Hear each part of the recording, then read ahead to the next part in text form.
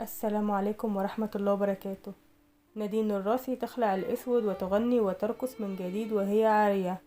تصدرت الفنانة اللبنانية نادين الراسي محركات البحث جوجل مرة أخرى، وذلك بعد ظهورها بمايو شبه عارية على مواقع التواصل الاجتماعي مثل تويتر والتيك توك وانستجرام وغيرها من المواقع. يلا بينا نعرف التفاصيل مع بعض، بس قبل أي حاجة ومن فضلك ادعمنا بلايك واشتراك ليصلك كل ما هو جديد وحصري لحد عندك.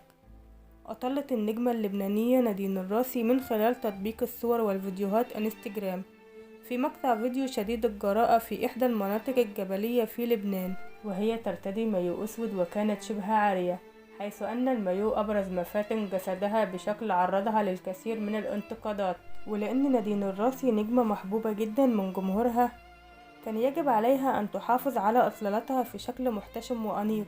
واعتقد الكثيرون أن الفنانة اللبنانية نادين الراسي قد تجاوزت أزمة فقدان أخيها بسبب إطلالتها الجريئة، وبعد رقصها مع والدها أثناء احتفالهم بعيد ميلاد أحد أفراد العائلة.